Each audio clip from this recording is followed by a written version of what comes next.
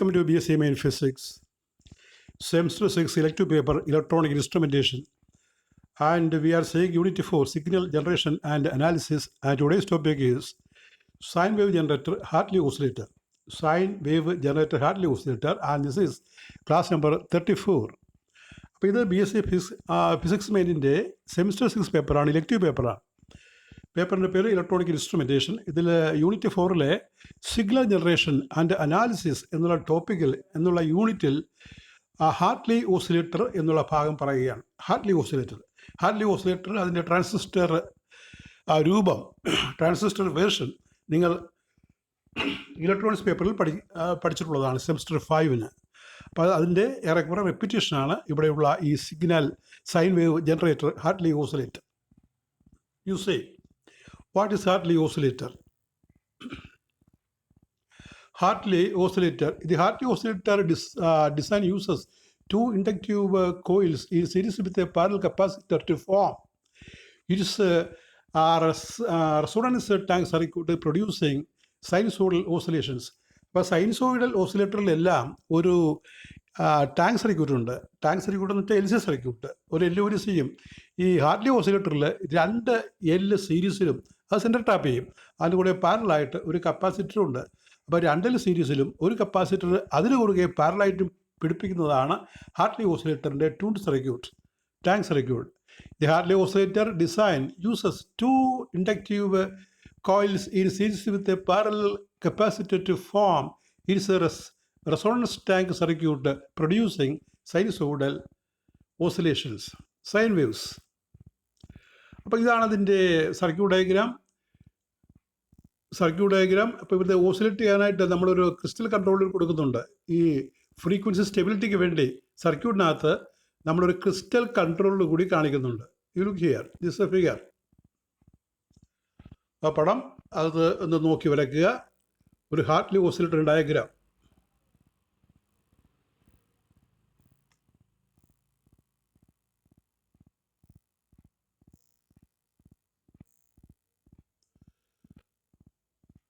Hartley oscillator. This is the diagram.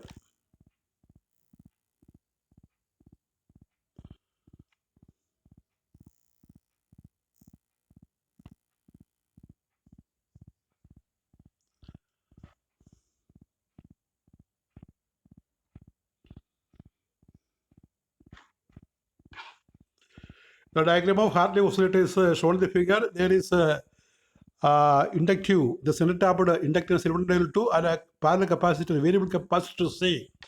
And the remainings are the circuit of voltage divider arrangement. The amplifier circuit arrangement is shown. You know, an oscillator is an amplifier without input. An oscillator is an amplifier without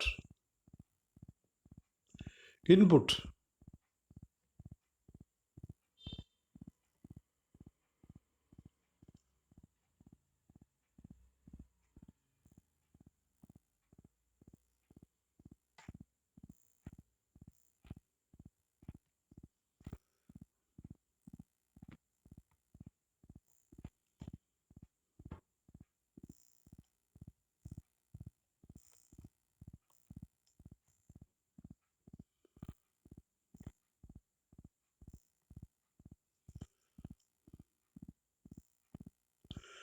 And here is the tank circuit in a Hartley oscillator. Look here, in the Hartley oscillator, the tuned LC circuit connected between collector and the base.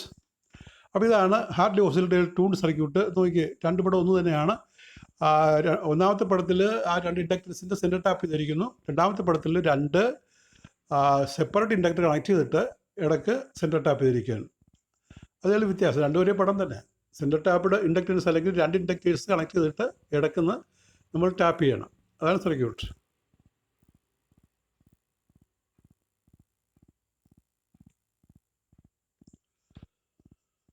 Base of a transistor amplifier. As far as the oscillatory voltage is concerned, the emitter is connected to a tapping point of the tuned circuit coil. ആ coil നടുക്കാണ് നമ്മൾ tapping point ആയിട്ട് കൊടുക്കുന്നത്.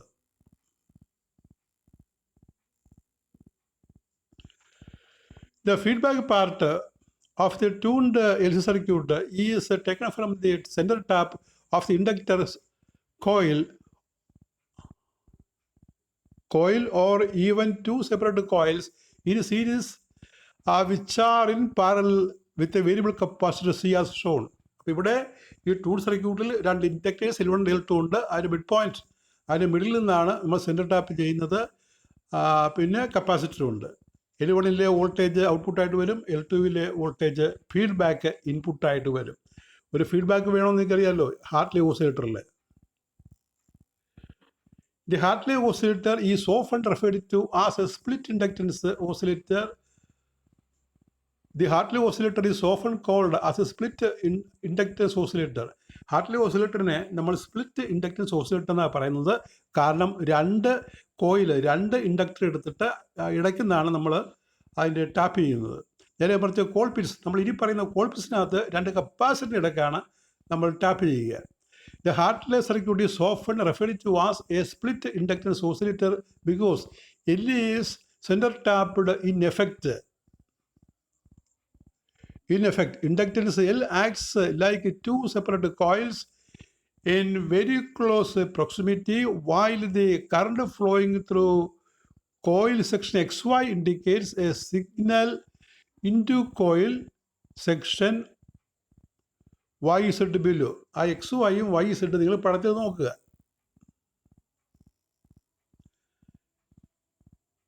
And Hartley oscillator circuit can be made from any two configuration that uses either a single tapped coil similar to an auto transformer or a pair of series connected coils in parallel with a single capacitor as shown above. It is as shown above. നമ്മൾ below എന്നൂടെ എഴുതിയെങ്കിൽ as shown above ആണ്. നമ്മൾ നേരത്തെ കാണിച്ചതാണ്. ആ coil നടക്കുന്നതാണ് എടുക്കുന്നത്. When the circuit is oscillating, the voltage at the point X പടത്തിലുണ്ട്. Collector related to point Y emitter is 180 out of phase with the voltage at the point Z base related to point Y.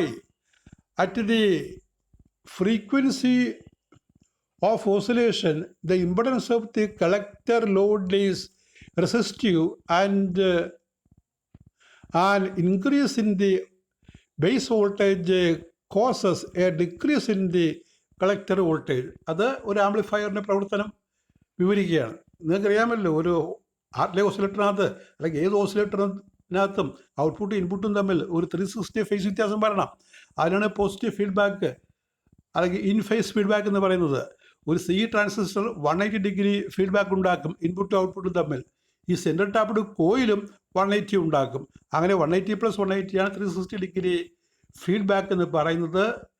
ഔട്ട്പുട്ടിനെ ഇൻപുട്ടിലേക്ക് നമ്മൾ feedback ചെയ്യുന്നതാണ്. അതിന് 360 degree feedback, positive feedback, ഇൻഫേസ് feedback എന്ന് പറയും. എങ്ങനെയാണ് ഈ 360 ഉണ്ടാകുന്നത്? ഈ ട്രാൻസിസ്റ്റർ ആ സി കോൺഫിഗറേഷനിൽ ഉപയോഗിക്കുമ്പോൾ അത് ഇൻപുട്ടും ഔട്ട്പുട്ടും തമ്മിൽ 180 ഫേസ് ഡിഫറൻസ് ഉണ്ടാക്കും.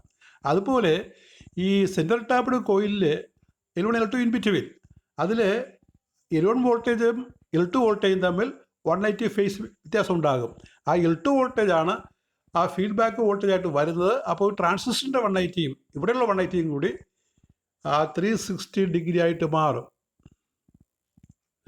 Thus, there is a 360 phase change in the voltage between the base and the collector, and this along with the original 180 degree phase shift in the feedback loop provides the correct phase relationship of positive feedback for oscillations to be maintained. Oscillation maintain ചെയ്യാൻ positive feedback വേണം. The amount of feedback depends upon the position of the tapping point of the inductor. Tapping point ആശ്രയിച്ചിരിക്കും position of feedback, the amount of feedback. If this is moved nearer to the collector, the amount of feedback is increased, but the output taken between the capacitor and earth is reduced, and vice versa.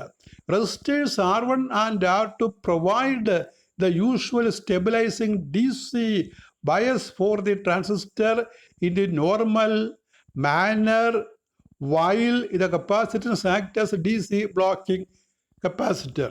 അപ്പോൾ ഇതെല്ലാം നിങ്ങൾ പഠിക്കുന്നതാണ് ഈ ആംപ്ലിഫയറിനകത്ത്. അപ്പോൾ ഓരോ എലമെൻറ്റിൻ്റെ ഉപയോഗമാണ് ഇവിടെ പറഞ്ഞിരിക്കുന്നത്. R1 R2 കപ്പാസിറ്ററുകളും എല്ലാം biasing സർക്യൂട്ടിൻ്റെ essential പാർട്ടുകളാണ്. In this Hartley oscillator circuit, the DC collector current flows through the part of the coil, and for this reason, the circuit is said to be series fed with the frequency of oscillation of the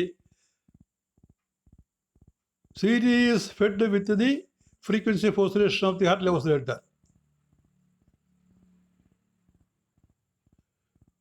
Series fed. Next sentence ആണ് the frequency of oscillation of Hartley oscillator is given by, ഇതാണ് frequency equation, F is equal to 1/2 pi root of LTC ആണ്. LT T suffix ആണ്. LT എന്ന് പറഞ്ഞാൽ total inductance, ഈ capacity ആ tank സർക്യൂട്ടിലെ വാല്യൂസാണ്. എന്താണ് LT എന്ന് പറഞ്ഞാൽ L1 + L2 + 2 ആ ഇൻഡക്റ്റേഴ്സ് തമ്മിൽ മ്യൂച്വൽ ഇൻഡക്റ്റൻസ് ഉണ്ടെങ്കിൽ, L1 L2 തമ്മിൽ മ്യൂച്വൽ ഇൻഡക്റ്റൻസ് ഉണ്ടെങ്കിൽ, അവ പ്രോക്സിമിറ്റിയിലാണെങ്കിൽ ഉണ്ടാകത്തില്ല, അപ്പോൾ അതിരുന്നാൽ മ്യൂച്വൽ ഇൻഡക്റ്റൻസ് കാര്യമായിട്ട് ഉണ്ടാകാം. അപ്പോൾ അങ്ങനെയാണെങ്കിൽ L1 + L2 + 2 usually M negligible ആക്കുകയാണ് പതിവ്. അപ്പോൾ ആകെ inductance LT L1 + L2 + 2 M is the mutual inductance between L1 and L2, and total LT is coming in the frequency equation. Note that LT is the total cumulative coupled inductance if two separate coils are used, including their mutual inductance M. The frequency of oscillation can be adjusted by varying the tuning capacitor C. ആ LCയിലെ C adjust ചെയ്തിട്ട് നമുക്ക് മാറ്റാം. Or by varying the position of the iron dust core inside the coil. Inductance മാറ്റാം.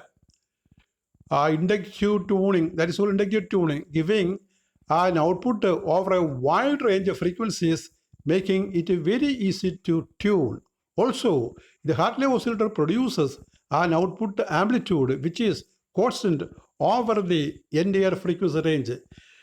ആ frequency stability ഉള്ള ഓസിലേറ്ററാണ് Hartley oscillator. നമുക്ക് ഒരു constant ഫ്രീക്വൻസിയിൽ output RF output, radio frequency output കിട്ടും.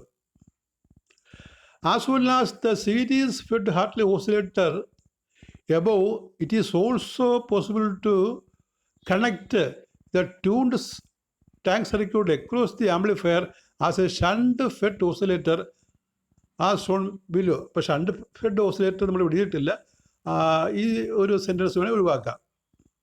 ഇനി അതിൻ്റെ ഒരു പ്രോബ്ലമാണ് ഇവിടെ ചെയ്യുന്നത്. എക്സാമ്പിളായിട്ട് a Hartley oscillator circuit having two individual inductors 0.5 mH each are designed to resonate in parallel with a variable capacitor that can be adjusted between 100 pf and 500 pf picofarad 10⁻⁻12 farad. Determine the upper and lower frequencies of oscillation and also the Hartley oscillation bandwidth. അപ്പോൾ ഇവിടെ രണ്ട് inductance ഉണ്ട്, capacity ഉണ്ട്. നമുക്ക് maximum minimum frequency കണ്ടുപിടിക്കണം, പിന്നെ band width കണ്ടുപിടിക്കണം, ഓസിലേറ്ററിൻ്റെ band width കണ്ടുപിടിക്കണം, higher frequency minus lower frequency അത് കണ്ടുപിടിക്കണം. So from above we can calculate the frequency by the equation.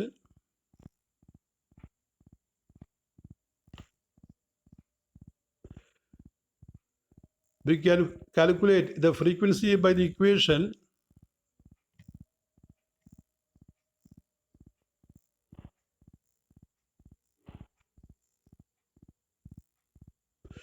Ft, frequency Fr, or simply F, 1/2 pi root of LT into C. The circuit consists of two inductive coils in series, so the total inductance is given by LT is L1 + L2. Mutual inductance is not given, so it is not considered. 0.5 mH plus 0.5 mH, that is 1.0 mH.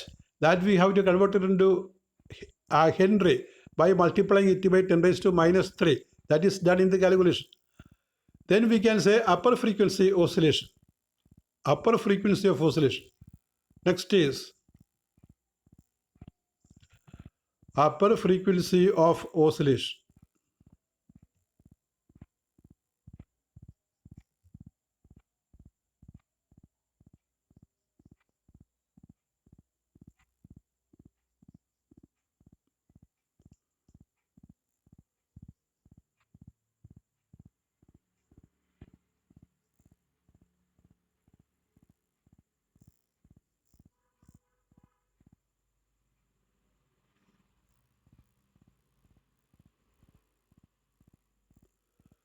Upper frequency കാണുമ്പോൾ നമ്മൾ denominator നമുക്ക് വലുതായിട്ട് വരുന്ന frequency ഇക്വേഷനകത്ത്.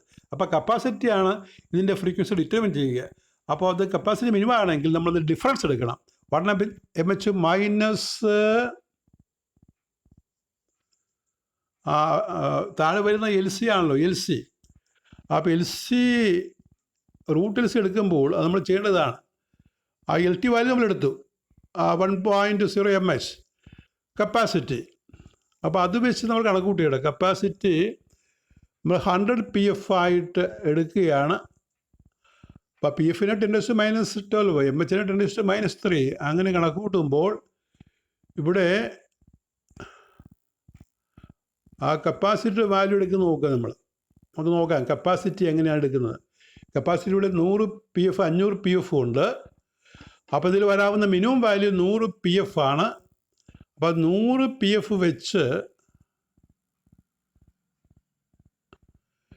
നമ്മൾ frequency കണക്ക് കൂട്ടിയാൽ നമുക്ക് 503 kH കിട്ടും. മിനിമം കപ്പാസിറ്റി എടുത്തിട്ട് കണക്ക് കൂട്ടിയാൽ. ഇനി അതാണ് അപ്പർ ഫ്രീക്വൻസി. ലോവർ ഫ്രീക്വൻസി എടുക്കുമ്പോൾ നമ്മൾ കൂടിയ ഫ്രീക്വൻസി കപ്പാസിറ്റി കൂടിയ വാല്യൂ എടുക്കണം. അത് 500 PF ആണ്. അത് വെച്ച് കണക്ക് കൂട്ടുമ്പോൾ നമുക്ക് 225 kHz എന്ന് കിട്ടും. നിങ്ങൾ കാൽക്കുലേഷൻ ശ്രദ്ധിക്കണം.